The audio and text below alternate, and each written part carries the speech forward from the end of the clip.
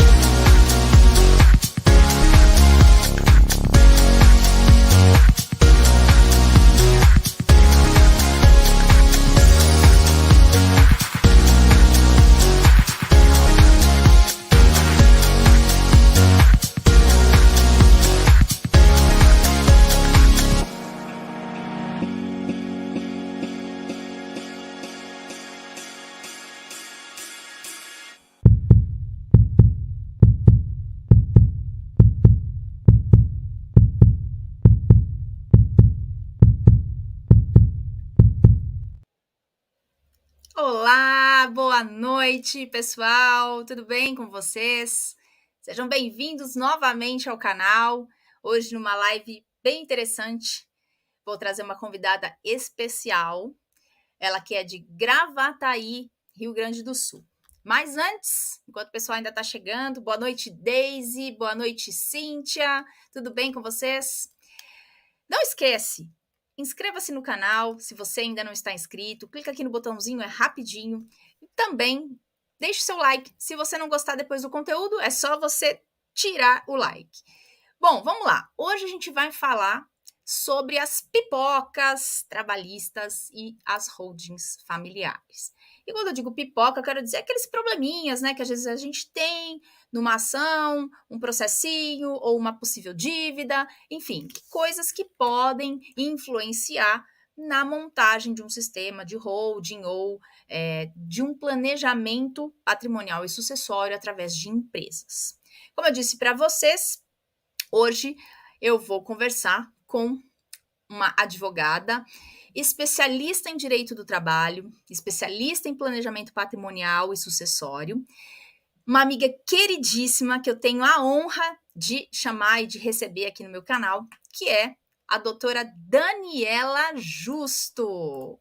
Olá, Daniela, tudo bem com você?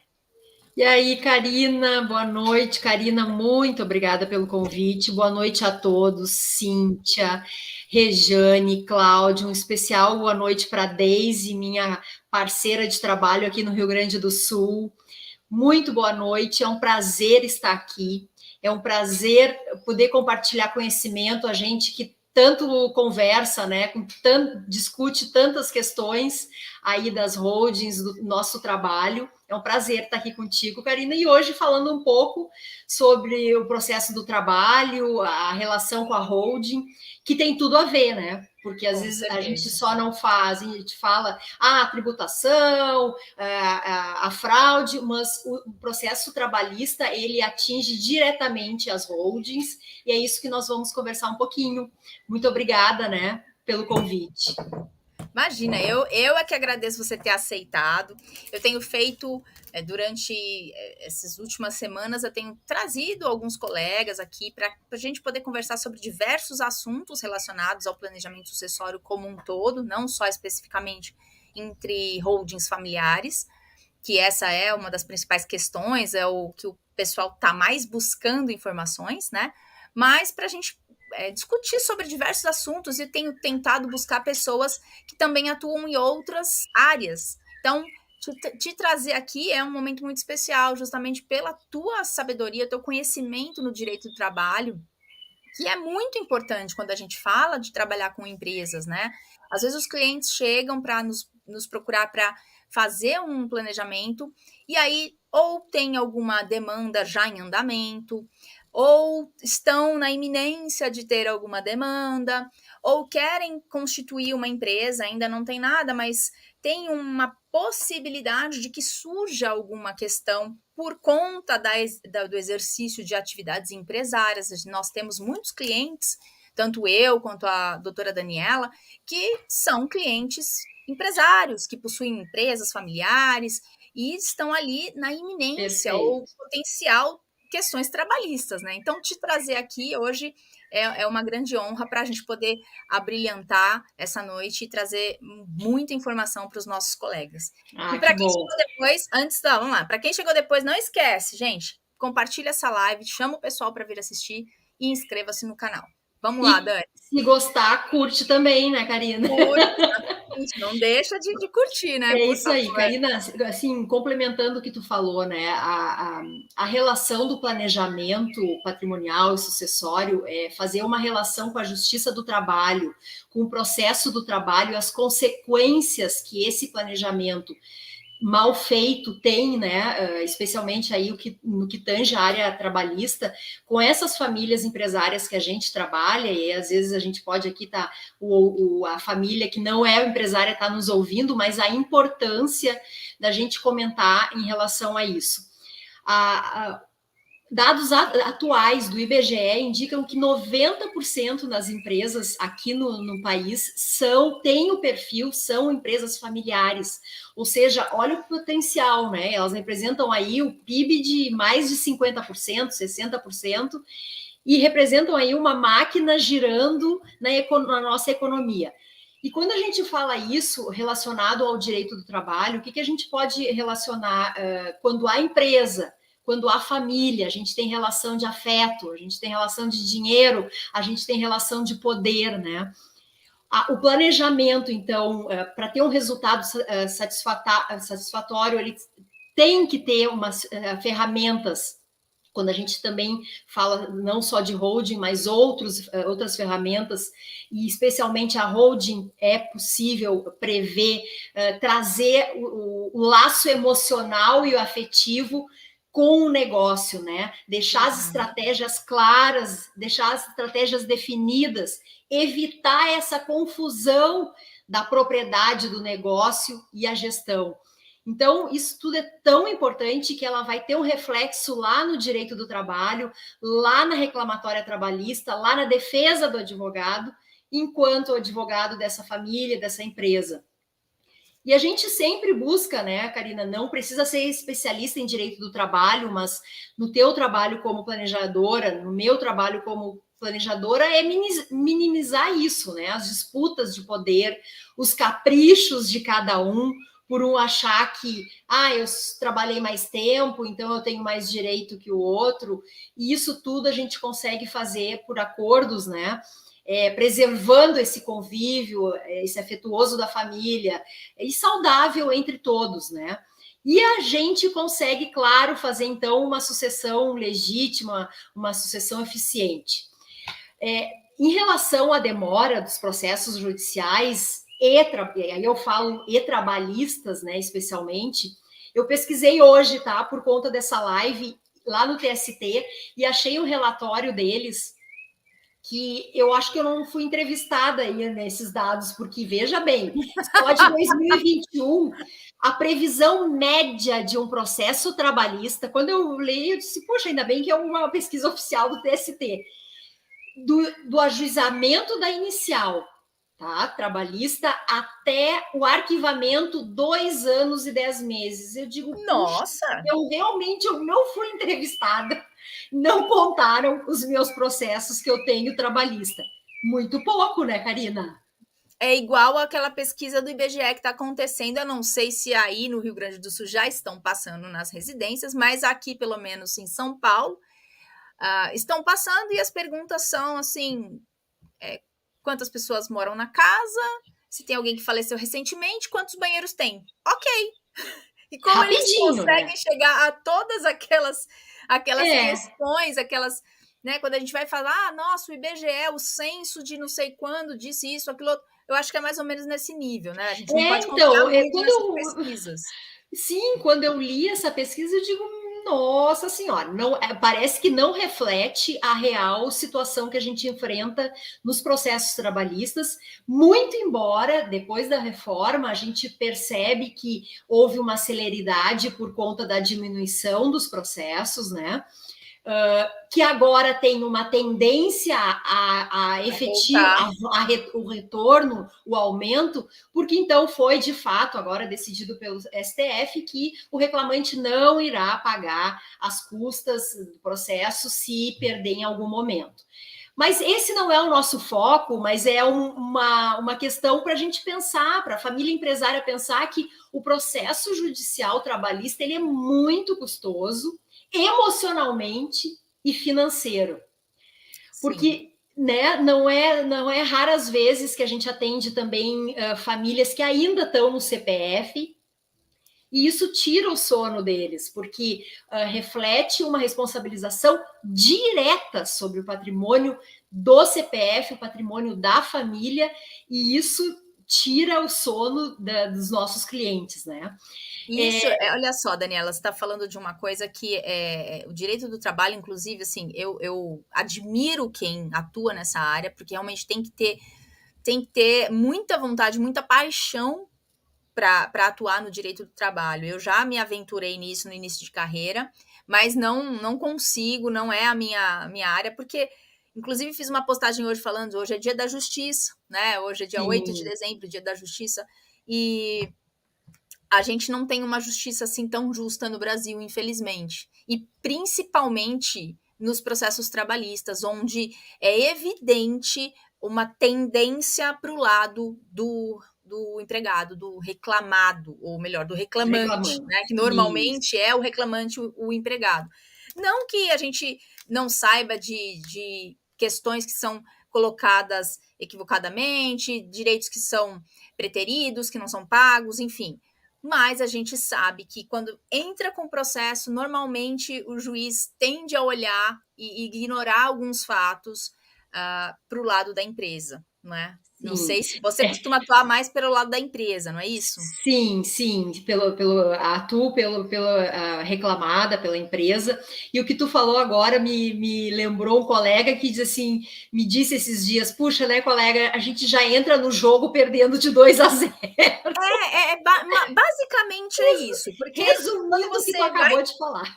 Quando você vai para a audiência, o juiz já olha para você como se você fosse culpado, né? Quando você está pela empresa, você já sentou no banco dos réus ali, você já foi praticamente condenado. Então, é bem complicado. E ainda coloquei hoje nesse post falando, a gente precisa lutar para que realmente os direitos sejam respeitados e a gente não fique com acordos, com jeitinho, com esse tipo de coisa. A gente precisa lutar para que isso aconteça, né? Não, sem dúvida. Sabe que aqui em Gravataí, nós é um polo industrial, inclusive nós temos a General Motors aqui, nós temos uma base da General Motors que movimenta a cidade, não há como negar, né? Uma montadora do porte da General Motors.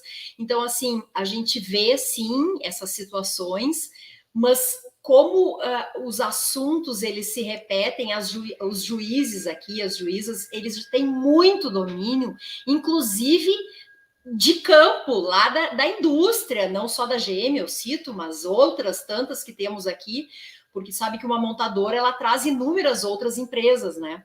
Então, eles têm, sim, esse cuidado, esse olhar, mas, de fato, é o que a gente percebe. E aí, trazendo aqui para o nosso assunto, né, a gente precisa alertar que após a reforma trabalhista aí, que entrou em vigor em 11 de setembro de 2017, a gente fala muito da desconsideração da personalidade jurídica, e isso é muito vinculado com o nosso tema holding, né?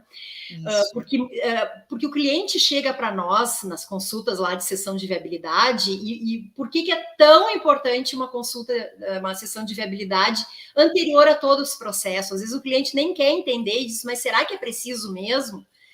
Porque é nesse momento que a gente vê que ele tem ou não uma demanda trabalhista, que está prestes a ter uma demanda trabalhista, e a gente chega lá na frente de um trabalho, daqui a pouco, sendo executado no planejamento, e cai no nosso colo uma reclamatória trabalhista. E aí a gente chega nesse momento da desconsideração, né, da personalidade jurídica.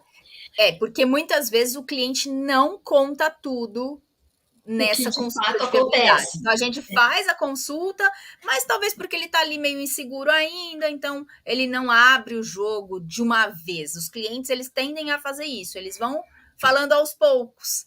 Mas muitas vezes isso atrapalha o planejamento, né? Porque a gente já estruturou uma questão e quando você vai verificar, aí tinha aquela vírgula que ficou ali sem que ele comentasse, depois ele fala, é mesmo, eu tinha essa questãozinha aqui que ficou esquecida, né? E aí pode tirar um baita então, problema. assim, né, Karina, assim como eu, como tu, a gente sequer começa um trabalho quando já há reclamatória trabalhista. Eu vou te dizer que é tão prudente, e é o que a gente faz, né, nos nossos trabalhos, a prudência especialmente, cautela, de ainda que não haja condenação, a sentença condenatória lá da reclamatória trabalhista, sabe, evitar começar um trabalho de planejamento profundo antes dessa regularização, antes de ter um parecer, né, de um especialista na área, para que a gente consiga prosseguir com o trabalho. E antes da reforma, bastava o reclamante dizer que aquele grupo de empresas, e os nossos clientes têm empresas que são de alguns diferentes ramos, com objetos sociais diferentes. O reclamante fazia uma petição de meia folha, dizendo que aquela empresa pertencia ao grupo da família, e bastasse isso, o grupo todo era condenado, os sócios, por consequência, os sócios responsabilizados pelas suas dívidas. Então, veja o quão é sério, né, a começar um planejamento sucessório com uma reclamatória trabalhista em que, tu salientou, a empresa já entra quase que perdendo de 2-0, entende? Na briga. Mas vamos lá. Isso aí é péssimo, né? E aí, nessa situação, o que nós teríamos? Esse CNPJ da holding possivelmente seria rolado junto com qualquer outro CNPJ ou patrimônio que esse sócio, essa empresa tivesse. Mas a gente teve alguma modificação na legislação que eu acredito que deve ter favorecido pelo menos um pouco essa questão, principalmente com a lei da liberdade econômica, né? Eu queria saber de você como que isso realmente refletiu nas ações trabalhistas, porque quando a gente fala de desconsideração de personalidade jurídica, por exemplo, no âmbito civil, é uma coisa. Claro. No âmbito tributário e trabalhista é outra coisa. A lei é a mesma, mas tem uma visão diferente. E no trabalhista, como é que está funcionando isso? Realmente está valendo a regra que veio com a lei da liberdade econômica em 2019, ou isso foi letra morta? Karina, assim, em primeiro lugar, para a configuração do grupo econômico, é necessária a presença de direção, controle, administração de uma empresa sobre a outra, embora elas conservem personalidade jurídica diferente, própria, né? Um exercício da atividade econômica. Veja que tem muita coisa ali bem parecida com a holding, né? Ou seja, a gente, quando constrói para a família empresária, a gente constrói exatamente isso. Mais de um CNPJ para determinada atividade, com os mesmos sócios, entende? Então, o grupo ele pode ser constituído de forma hierarquizada, que a gente também faz nas holds, né? Pode ser uma empresa individual ou coletiva que controla uma, que controla todas, pode ter coordenação. Então, assim, são uma série de requisitos. Com a reforma trabalhista, lá no artigo 2º, inciso 3º, a coisa começou a mudar. E aí, o reclamante parou de ter que simplesmente apontar, essa aí faz parte do grupo econômico. Ele começou a ter a necessidade e a obrigação, porque a lei da liberdade econômica diz que a mera existência do grupo econômico, sem a presença dos requisitos, não vai ser considerada. O reclamante ele vai ter que, no processo, cotejar com as provas. Ele vai ter que trazer para o juiz indícios de fraude, de mistura de dinheiro da pessoa jurídica com a pessoa com a física, com a jurídica. Ele vai ter que trazer indícios do mau uso do patrimônio, dessa confusão. Então, com a reforma trabalhista, com a lei de liberdade econômica, o jogo começou a mudar, né? E é possível, sim, fazer holding com atividade empresária, ainda que haja risco. Exato. Claro que dá. Porque nisso, né, Karina, e tu pode falar um pouco, a gente separa os riscos, a gente separa o grau de perigo. E tu pode comentar bem também sobre isso, né? E o artigo 49A do Código Civil, ele foi incluído com a Lei da Liberdade Econômica, em 2019, que é a 13.874, e ele justamente fala sobre essa questão da segregação de riscos, que é você poder alocar os riscos em pessoas jurídicas, justamente estabelecendo que está sendo um empreendimento, para geração de empregos, para geração de renda, enfim, para inovação e benefícios em relação a todos. Então, você segregar os riscos é algo lícito, não é ilegal a gente fazer esse tipo de coisa, né? E eu fico bastante feliz de saber que tem sido modificado esse entendimento na Justiça do Trabalho, porque antigamente era bem complicado, né?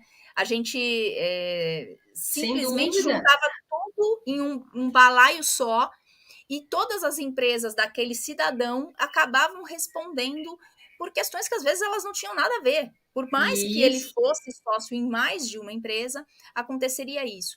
E quando você fala de a gente poder montar um planejamento sucessório, poder montar uma estrutura de holding, ainda que exista um potencial risco, é importante também que a gente saliente o seguinte: olha, a gente vai fazer uma anamnese com esse cliente, entender a profundidade desses riscos. Então, se ele já tem uma ação trabalhista, em que pé que está essa ação trabalhista? Se existe patrimônio que pode garantir, eventualmente, essa pendência que ele tem, se ele consegue fazer um seguro para essa situação específica, reservar uma verba, ou deixar um patrimônio de fora, para que ele possa montar o projeto com o restante do patrimônio. Porque, veja bem, vamos pensar num cidadão que possui 3 imóveis. E todos esses imóveis na pessoa física. E ele tem uma empresa que tem uma ação trabalhista. Se houver a desconsideração de personalidade jurídica para se atingir o patrimônio desse sócio, estando todos os imóveis ali no CPF dele, o juiz ou o reclamante poderá escolher qualquer daqueles. Ele vai olhar aquele que melhor agradar. Não, esse aqui é mais fácil de vender, eu vou pegar esse, aquele, o outro, esse daqui tem um valor mais alto, enfim. vai estar ao bel prazer dele. Lógico que vai competir ao advogado desse cliente, de repente, entrar com uma reclamação ali, uma medida para falar: não, esse bem aqui é mais custoso na execução, vamos. Enfim, mas a gente também vai ficar à mercê da decisão do juiz, que pode ou não acatar a esses requerimentos. Agora, se a gente já sabe da existência, a gente já sabe desse problema, a gente verificando esses 3 imóveis, a gente consegue selecionar, e aí é o cliente que vai fazer essa escolha. Seleciona qual é o imóvel que vai ser capaz de honrar com aquela pendência, se essa pendência realmente for à frente, porque ela pode talvez ser derrubada, talvez pode ser feito um acordo, tem várias circunstâncias aí, né? Mas você pode nesse deixar... caminho tem um longo caminho, né? Exato, mas você já pode fazer o quê? Olha, eu tenho esses 3 imóveis, esses 2 aqui eu não quero de jeito nenhum, porque ou pelo valor, ou porque eu não quero me desfazer, ou porque eu tenho uma afinidade emocional com esse imóvel, enfim, qual seja o teu argumento, a tua questão. Você separa aquele que para você é o melhor para cumprir aquela obrigação trabalhista e você consegue fazer o teu planejamento com o restante do patrimônio. Você não esvaziou o patrimônio daquela pessoa física. Isso a gente está falando, ainda nem houve uma desconsideração, não chegamos num momento onde já estão executando e buscando usando bens, né? A gente está fazendo um trabalho prévio, e por isso que é importante a gente fazer isso com antecedência, fazer isso com tempo. Não adianta chegar a bater a porta do nosso escritório já com a intimação da penhora, enfim, aí já não o planejamento fica um pouco mais complicado. Mas a gente consegue fazer e a gente vai... Isso também é uma forma de segregar riscos, porque você está protegendo pelo menos uma parte daquele seu patrimônio. Você sabe que talvez tenha que responder com alguma coisa, então você consegue escolher e você não fica à mercê do juiz ou do reclamante. Então, eu acho que essa daí também é uma questão muito importante quando a gente fala de segregar os riscos e trabalhar com o planejamento sucessório, ainda que exista uma ação trabalhista. Sim, sem dúvida. É aquela cautela que a gente comentou. Não há impedimento, né? Mas uma cautela necessária para se avaliar qual é a melhor estratégia. A estratégia de reservar um bem, de ter uma garantia para essa execução, futura execução, que ainda não tenha chego, sim, ela de fato é. Inclusive, Karina, em respeito ao que tu está falando, decisão do TST de maio desse ano. O TST ele suspendeu as ações que incluíram uma empresa do mesmo grupo econômico na execução. O TST ele suspendeu todos os processos lá nesse tribunal, tá? De uma empresa do mesmo grupo econômico que foi responsável pelo pagamento da dívida de outra empresa desse grupo. Mandou para o STF, porque lá no STF há controvérsias em relação ao tema e o TST quer incluir a pacificação dessas decisões. Isso significa dizer que uma empresa do mesmo grupo econômico, e aí a gente pode falar de holding, podemos falar de holding, por exemplo, aqui a empresa operacional que tem atividade, uma construtora, aqui está patrimonial. Se essa patrimonial não respondeu lá no início do processo, ela não pode responder no momento da execução. Veja só, TST decidindo isso. Olha que isso é brilhante. Maravilha! TST levando para o STF dizendo a gente tem que resolver isso. E está lá, está na Lei da Liberdade Econômica, está lá no artigo da Reforma Trabalhista, né? No artigo 5. Então, assim, são decisões que o judiciário também está se envolvendo que beneficia o planejamento. Porque não necessariamente, né, Karina, a empresa tem a intenção de burlar os direitos trabalhistas reservando seu patrimônio pessoal lá da família, de forma nenhuma. E aí o que você está falando, olha só, para aquela família que não tem nenhum problema, Fizemos sua pesquisa, a família não tem nenhuma dívida trabalhista, não tem nenhuma ação, não tem nada, mas as pessoas estão sujeitas a isso. As empresas estão sujeitas, até mesmo porque, com essa modificação de entendimento a respeito da reforma tributária em relação às custas, que a reforma disse, olha, se o reclamante perder a ação, ele é obrigado a pagar a sucumbência, porque desde sempre, desde que existe o direito tributário... Desde que o mundo é mundo. Direito tributário não, o direito trabalhista, né? Então a CLT, ela sempre desobrigou esse pagamento. Então, o que acontecia? Os reclamantes iam lá, eu não vou perder nada mesmo, então eu vou entrar com a ação e tá tudo bem. Se eu perder, também não tô perdendo nada. Então, chovia ação trabalhista por conta disso. Com essa reforma veio a diminuição, porque aí você começa a pensar, mas espera aí, será que vale mesmo a pena a gente entrar com essa ação para brigar por causa desses valores? Talvez a gente possa perder e aí o prejuízo fica maior. Mas com esse entendimento, essa mudança de entendimento do STF, então provavelmente vai aumentar mais uma vez a quantidade de ações. A gente está pensando também no seguinte, é isso que você falou agora. Então, a empresa não tem nenhum problema, mas ela pode vir a ter. Ela pode vir a ter. E aí, como é que faz? Já tem um planejamento patrimonial constituído através de uma holding, coloquei meu patrimônio ali, não fiz nenhum tipo de reserva, porque eu não tinha pendência, não sou obrigada a ficar fazendo reserva para nada. Quer dizer, eu tenho a vida limpa, não tenho nenhum problema, vou colocar meu patrimônio ali para um planejamento sucessório, e aí acontece de vir uma ação nova. Como que fica essa questão? O que você está falando agora justamente protege essas situações. Sem dúvida, da segurança jurídica, Karina, da segurança. E a gente que atua todo dia, tanto na Justiça do Trabalho como no planejamento sucessório, isso é mais seguro, mais tranquilo de dizer para o cliente, calma, a gente entende que o teu negócio, que a tua atividade tem risco e que a gente está sujeito a uma reclamatória trabalhista, mas tem algumas etapas a chegar lá, né? Porque assim, o reclamante, ele tem acesso a toda a cadeia empresarial lá na junta, basta ele pagar uma taxinha, aqui no Rio Grande do Sul, basta ele preencher o formulário, pagar uma taxinha, dar lá o CNPJ, o CPF da família, e ele busca lá toda a cadeia da empresa. Então, isso é muito fácil. Agora, ele tem que, além disso, levar outros elementos, como eu disse anteriormente. Não basta mais uma petição de meia folha, como até era porque, feito. Com o Sniper agora, né? E para quem não sabe, os clientes que não sabem o que é isso, a gente tem uma evolução nos sistemas de busca da justiça.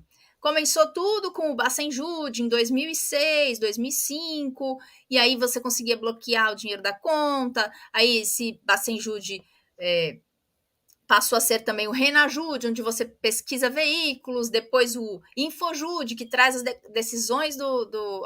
as declarações de imposto de renda, outros sistemas integrando pesquisa no cartório de registro de imóveis, mas eram sistemas separados.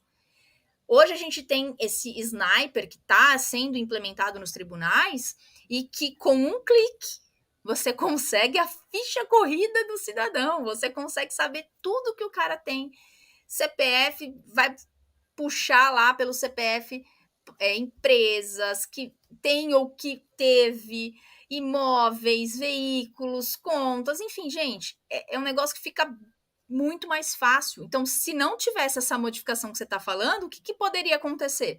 Simplesmente pede uma pesquisa lá pelo Sniper para levantar todos os CNPJs daquele cidadão e colocar lá e manda indistintamente incluir aquelas pessoas jurídicas num processo trabalhista e atrapalhando todo o andamento. Mas isso é excelente, essa visão diferente que está acontecendo, né? Sem dúvida, sem dúvida.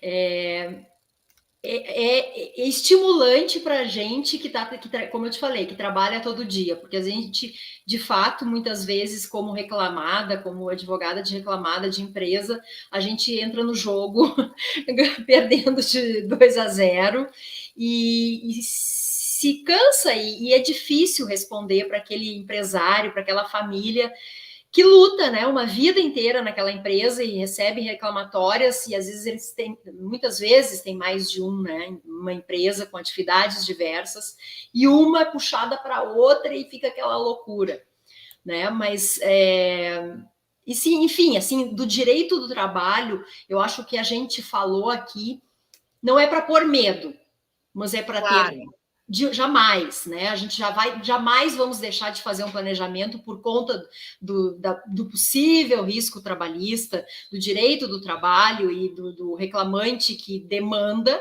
A gente brinca que quando recebe a inicial, diz, puxa, mas esse aqui o reclamante pediu de A a Z. São todos, o alfabeto inteiro ele pediu. Isso diminuiu, isso mudou muito. A gente fala assim, ó, isso aqui tá enxuta, que coisa estranha, essa inicial aqui tá enxuta. Então, assim, as coisas mudam, né? Estão mudando, e é para isso que a gente trabalha. E sim, tem recurso, e a gente tem que utilizá-los, né? Não isso aí. É isso aí. Então, gente, olha só, a gente quis trazer aqui essas questões, que são as principais pipocas. Pipoca mesmo, a gente falou pipoca, embora eu amo pipoca, mas eu não gosto dessas do lado, né, pejorativo da... mas quando a gente fala assim, porque o cliente às vezes chega com situações, mas eu não vou conseguir fazer porque eu tenho isso, ou diferente, né, o cliente chega aqui no escritório buscando um planejamento para querer fraudar. Então, eu tenho um monte de ação trabalhista, dá para fazer uma blindagem patrimonial? Que aí já não é o caso, né? A gente não consegue fraudar. Então, a Lei da Liberdade Econômica possibilitou, sim, a segregação de riscos e etc. A reforma tributária de 2017 também facilitou muito, ajudou nessas questões, mas a gente não pode nunca constituir alguma coisa em detrimento de terceiros de boa-fé, em detrimento dos credores, porque isso facilmente é derrubado por qualquer tribunal. Então, a gente tem que ter muita cautela quando a gente utiliza. Então, trazer essa visão para vocês de que, sim, a gente tem questões trabalhistas que podem ser contornadas, que podem ser pensadas para se estruturar um planejamento patrimonial e sucessório. Então, se você é empresário, não fique preocupado, a gente consegue ajudar você a resolver essa questão da sucessão. E quanto antes as pessoas se movimentarem, melhor, porque tivemos hoje, inclusive, né, Daniela, a notícia quentíssima. Notícia quentíssima, que não tem a ver com o nosso tema, mas só para vocês ficarem assim alertas. Possivelmente vou fazer uma live na próxima semana falando sobre isso, mas para vocês terem uma ideia, mais um estado que resolveu modificar a sua legislação para aumentar a alíquota de TCMD. O estado do Amazonas publicou ontem um projeto de lei aumentando a alíquota que era fixa em 2% para 2 até 5%. Então, gente, todos os estados estão se movimentando. Você tá aí no sofá, comendo pipoca e esperando não trabalhista, né, Karina? Uma pipoca não trabalhista. Mas essa pipoca pode ficar cara, ela pode ficar com um gostinho meio ruim de tanto você esperar, não é, Daniela? Sem dúvida, a gente vem avisando, a gente vem comentando em relação a esse aumento de imposto, e aí veja só a notícia que a gente tem hoje do nosso paraíso fiscal brasileiro aumentando imposto. Veja bem que Manaus tem essa política de Estado de cobrar menos e quer que efetivamente os negócios lá sejam implantados, né? Porque é o que faz o planejamento sucessório acontecer lá, porque gera imposto para o Estado. Então, sim, até isso está acontecendo. Amazonas aí aumentando imposto. Então, realmente a situação é séria e o planejamento é para ontem. Exatamente, é para ontem. Bom, pessoal, Daniela, estamos aqui já com 40 minutos de live, o tempo passou voando. É isso aí. Foi um prazer imenso te receber aqui, a trazer esse monte de informações relevantíssimas para quem trabalha com planejamento patrimonial e sucessório, as modificações de entendimentos dos tribunais trabalhistas, porque a gente que não atua diretamente nessa área, A gente sabe da legislação, mas a gente não sabe como é que estão sendo os entendimentos. Não que a gente não vá buscar os profissionais ou pesquisar isso, mas não é o nosso dia a dia. Então, trazer essa informação é muito importante. Eu agradeço demais por você ter aceito o convite. Fiquei muito feliz. Espero que as pessoas que estiveram aqui presentes conosco tenham gostado do conteúdo. Aliás, se gostaram do conteúdo, deixem o like, inscrevam-se no canal, compartilhem essa live com os seus colegas, com as pessoas que vocês acham que precisam saber dessa informação. Eu sempre digo nos meus vídeos, informação é poder. Então, a gente precisa divulgar mesmo. E muito obrigada por você ter participado. Quero abrir aqui para suas considerações finais antes da gente encerrar. Karina, eu que agradeço, muito obrigada. Obrigada pela parceria, né? Todo mundo aqui no chat, Roberto, Denise, Cláudio, Rejane, todos aqui conosco, Deise. É um prazer estar aqui no teu canal. Essa live também vai estar lá no meu, para a turma aqui do Rio Grande do Sul também poder ver, tá, Karina? Então, até uma próxima. Um feliz final de ano para todo mundo, especial para ti, Karina, para tua família. Que a gente continua aqui lutando no direito do trabalho, no planejamento sucessório, e vamos que vamos. É isso aí. Bom, pessoal, é isso. Espero que vocês tenham gostado e a gente se vê no próximo vídeo. Tchau, tchau. Tchau, Daniela. Tchau.